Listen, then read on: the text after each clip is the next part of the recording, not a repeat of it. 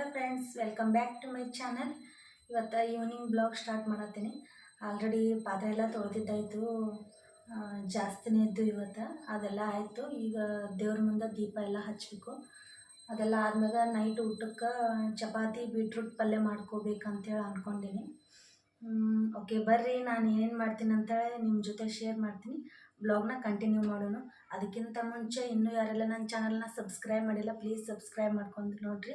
ಪಕ್ಕದಲ್ಲಿರೋ bell icon click ಮಾಡಿರಿ. ಇಷ್ಟ ಆದರೆ ಒಂದು ಲೈಕ್ ಮಾಡಿರಿ, ಶೇರ್ ಮಾಡಿರಿ, ಕಮೆಂಟ್ ಮಾಡಿರಿ. ಪ್ಲೀಸ್ ಸಪೋರ್ಟ್ ಮಾಡಿರಿ. ಓಕೆ, ಬರ್ರಿ ಬ್ಲಾಗ್ನ ಸ್ಟಾರ್ಟ್ ಮಾಡಿ. ಮೊದಲಿಗೆ ಚಪಾತಿ ಹಿಟ್ಟೆಲ್ಲ ಕಲಿಸ್ಕೊಂಡ್ಬಿಡ್ತೀನಿ, ಆಮೇಲೆ ಬೀಟ್ರೂಟ್ ಪಲ್ಯ ಎಲ್ಲ ಮಾಡ್ಕೊಂಡ್ಬಿಡ್ತೀನಿ.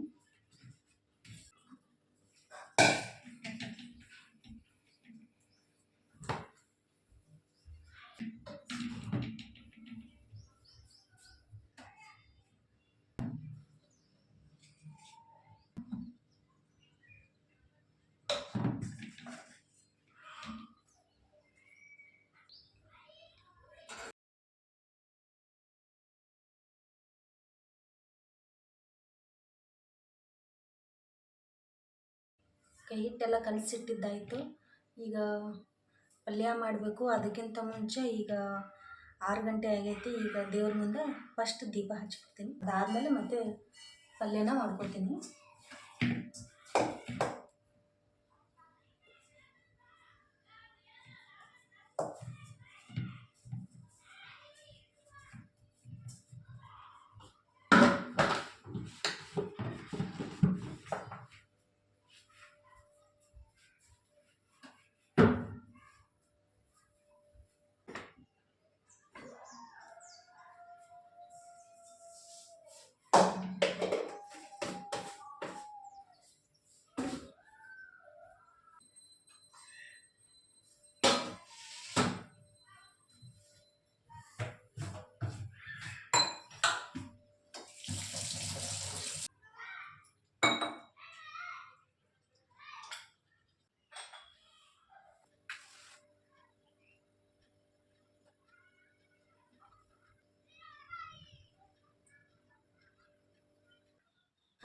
ಓಕೆ, ದೇವ್ರ ಮುಂದೆಲ್ಲ ದೀಪ ಎಲ್ಲ ಹಚ್ಚಿದ್ದಾಯಿತು. ಇದು ನಮ್ಮ ಮನೆ ಮುಂದೆ.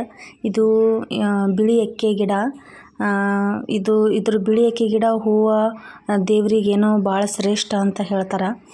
ಇದು ಅಷ್ಟು ಈಸಿಯಾಗಿ ಎಲ್ಲ ಸಿಗಲ್ಲ ಅಂತ ಹೇಳ್ತಾರೆ. ಇದಕ್ಕೂ ನಾನು ಪೂಜೆನ ಮಾಡ್ತೀನಿ.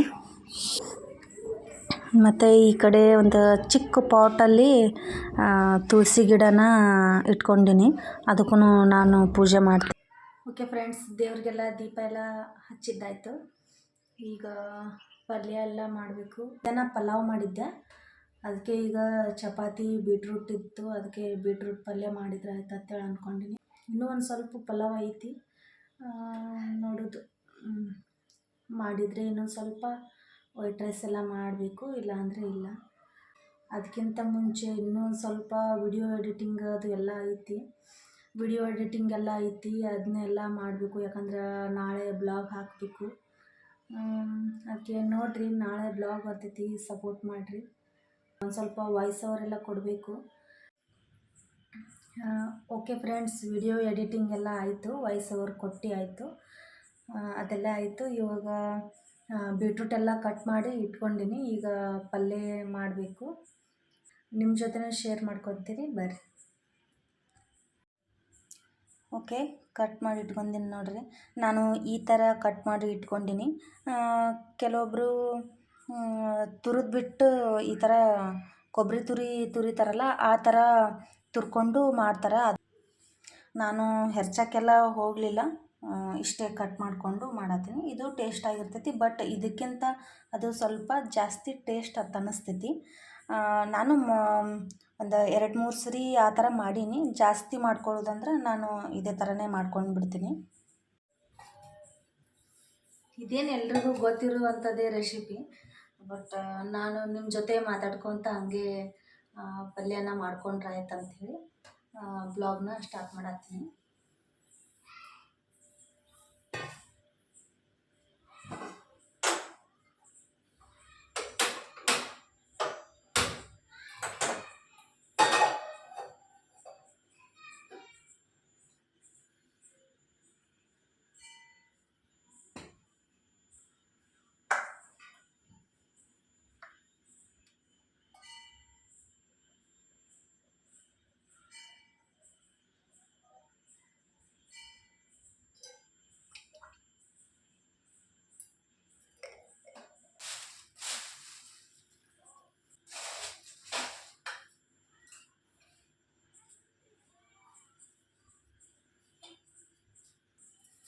ಸ್ವಲ್ಪ ಜೀರಿಗೆ ಸಾಸಿವೆ ಹಾಕ್ಕೊಳತ್ತೀನಿ. ಇದೆಲ್ಲ ಆದಮೇಲೆ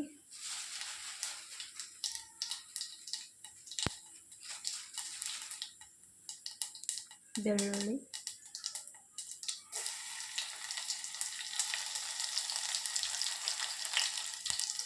ಸ್ವಲ್ಪ ಕರಿಬೇವನ್ನು ಹಾಕ್ಕೊಳತ್ತೀನಿ.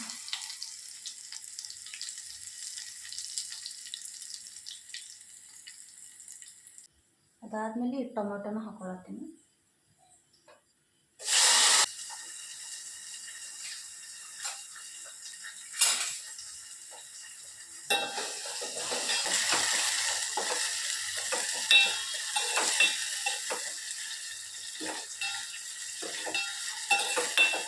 ಮತ್ತು ಇದು ಆದಮೇಲೆ ಚಪಾತಿನೂ ಮಾಡ್ಕೊಂಡಿರ್ತೀನಿ.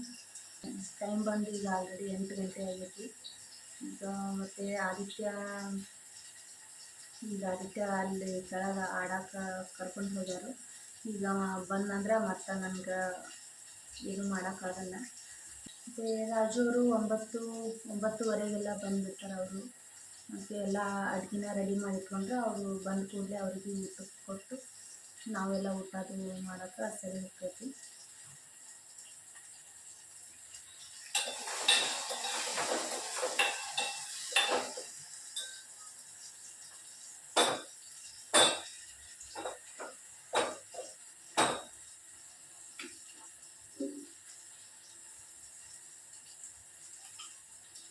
ಒಂದು ಸ್ವಲ್ಪ ಅರಿಶಿನ ಪೌಡರ್,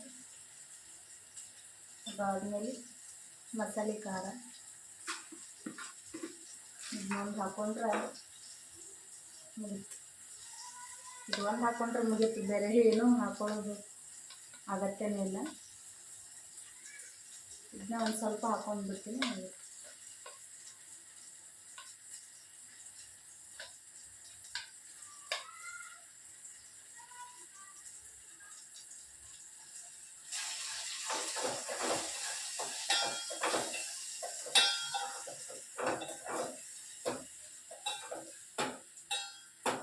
ಈ ಮಸಾಲೆ ಖಾರ ರೆಸಿಪಿನ ಕೇಳಿರಿ.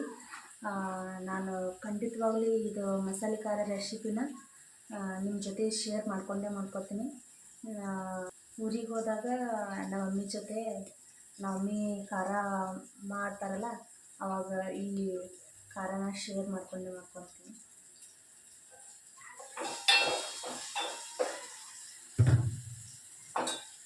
ಆ ಖಾರ ಹಾಕಿದ ಕೂಡಲೇ ಎಷ್ಟು ಎಣ್ಣೆ ಬಿಟ್ಕೊಂಡು ಕಲರ್ ಹೆಂಗೆ ನೋಡಿ.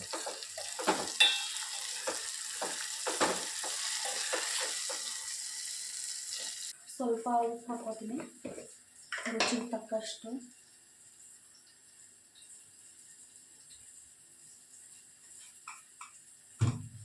ಈ ಸ್ವಲ್ಪ ಅಷ್ಟೇ ಹಾಕೋತೀನಿ, ಮತ್ತು ಬೇಕಂದ್ರೆ ಆಮೇಲೆ ಹಾಕ್ಕೊಳಕ್ಕೆ ಬರ್ತೈತಿ. ಮತ್ತು ಬೀಟ್ರೂಟ್ನ ಹಾಕ್ಕೊಳತ್ತೀನಿ.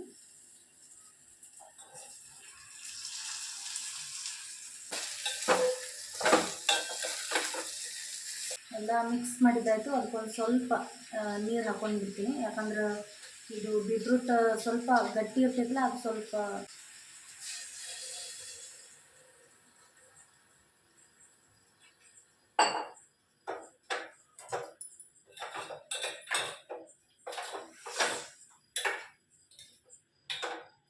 ಒಂದು 2 ನಿಮಿಷ ಬಿಡ್ತೀನಿ. ಅದು ಸ್ವಲ್ಪ ಸಾಫ್ಟ್ ಆದಮೇಲೆ ಗ್ಯಾಸ್ನ ಆಫ್ ಮಾಡ್ಕೊತೀನಿ.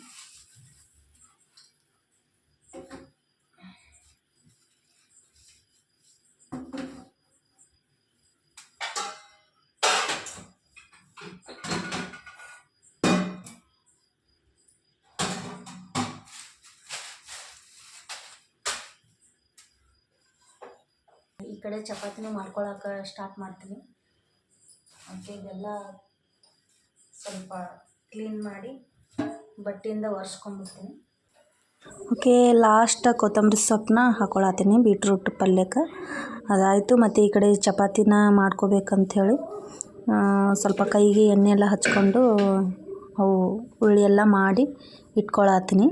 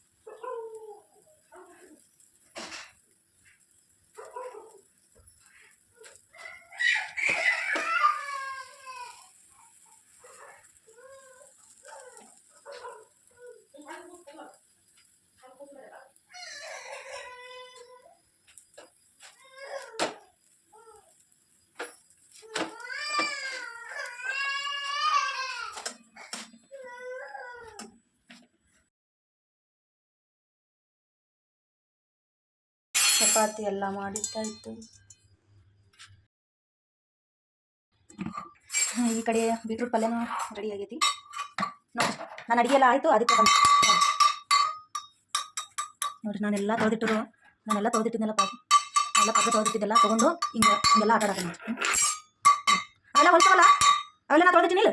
ನೀವು ಒಳ್ಳೆ ವಾಪಸ್ ಹೊಲ್ಸ್ ಮಾಡ್ತೇನೆ ನಾವು. ನೀನು ಅಡುಗೆ ಸಾಮಾನು ಆಡಕ್ಕೆ ಬರಲ್ಲನ? ಎಲ್ಲ ಅಡುಗೆ ಸಾಮಾನು ಬಿಟ್ಟು ಇಲ್ಲಿ ಅಡುಗೆ ಮನೆಯೂ ಎಲ್ಲ ಬಾಂಡೆ ಸಾಮಾನು ಎಲ್ಲ ತೊಗೊಂಡು ಆಟ ಆಡೋದು. ಇದು ವಾಪಸ್ ಅಲ್ಲೇ ನೋಡಿಲೇ.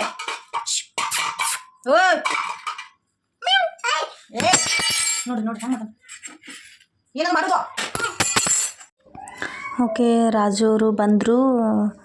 ಬಾಳೆಹಣ್ಣು ಇರಲಿಲ್ಲ, ಅದಕ್ಕೆ ಬರುವಾಗ ಬಾಳೆಹಣ್ಣು ಮತ್ತು ಸ್ವಲ್ಪ ರೇಷನ್ ಎಲ್ಲ ಖಾಲಿಯಾಗಿತ್ತು, ಕೆಲವೊಂದು ಐಟಮ್ಸ್ ಖಾಲಿಯಾಗಿತ್ತು.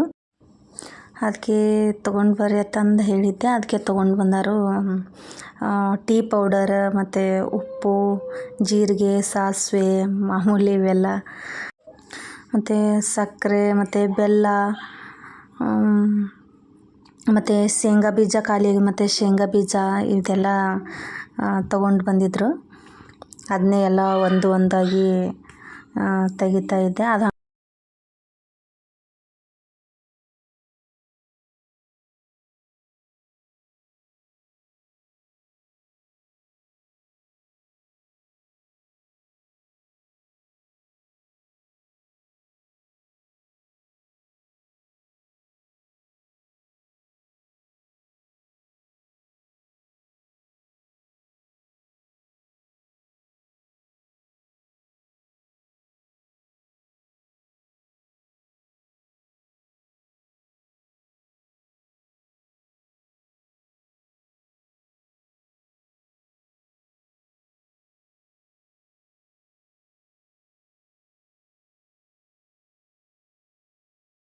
ನೋಡಿರಿ, ಇಷ್ಟು ಐಟಮ್ ತೊಗೊಂಡು ಬಂದರೆ ಇಷ್ಟು ಐಟಮ್ ಖಾಲಿಯಾಗಿತ್ತು. ಅದೆಲ್ಲ ಆದಮೇಲೆ ಸಾಸಿವೆನ ಡಬ್ಬಿಗೆ ಹಾಕಿ ಇಟ್ಬಿಡತ್ತೀನಿ. ಮತ್ತು ನಾಳೆ ಏನರ ಅಡುಗೆ ಮಾಡುವಾಗ ಬೇಕೇ ಬೇಕು. ಅದಕ್ಕೆ ಇವಾಗಲೇ ಒಂದು ಹಾಕಿ ಇಟ್ಕೊಂಡ್ಬಿಡತ್ತೀನಿ.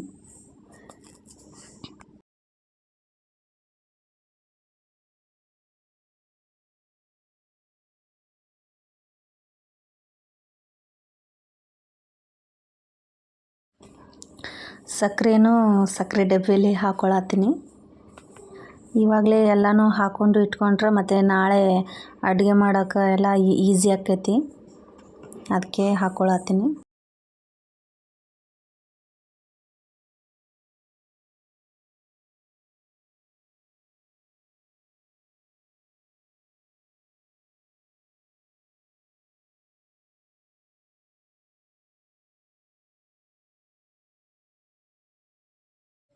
ಓಕೆ, ಸಕ್ಕರೆ ಎಲ್ಲ ಹಾಕಿ ಆಯಿತು.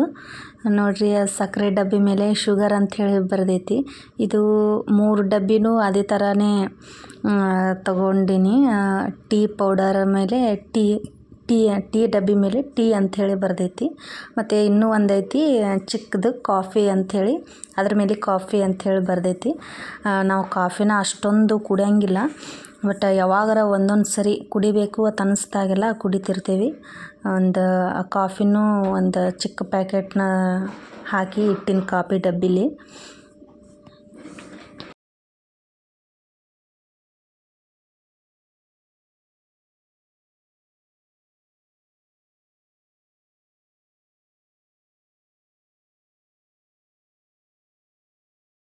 ಓಕೆ, ಇದು ಕಾಫಿ ಡಬ್ಬಿ. ಸ್ವಲ್ಪನೇ ಒಂದು ಚಿಕ್ಕ ಪ್ಯಾಕೆಟ್ ಇಟ್ಕೊಂಡಿನ ಅಷ್ಟೇ. ನಾವು ಜಾಸ್ತಿ ಕಾಫಿ ಎಲ್ಲ ಕುಡಿಯೋಲ್ಲ. ಓಕೆ, ಇವತ್ತಿನ ಬ್ಲಾಗ್ ಇಷ್ಟೇ. ನಿಮ್ಗೆ ಇಷ್ಟ ಆಗಿತ್ತಂದ್ರೆ ಪ್ಲೀಸ್ ಒಂದು ಲೈಕ್ ಮಾಡಿರಿ, ಶೇರ್ ಮಾಡಿರಿ, ಕಮೆಂಟ್ ಮಾಡಿರಿ. ಯಾರೆಲ್ಲ ನನ್ನ ಚಾನಲ್ನ ಸಬ್ಸ್ಕ್ರೈಬ್ ಮಾಡಿಲ್ಲ ಪ್ಲೀಸ್ ಸಬ್ಸ್ಕ್ರೈಬ್ ಮಾಡಿಕೊಂಡು ನೋಡಿರಿ. ಮತ್ತೆ ಮುಂದಿನ ಬ್ಲಾಗಲ್ಲಿ ಸಿಗ್ತೀನಿ. ಅಲ್ಲಿವರೆಗೂ ಬಾಯ್.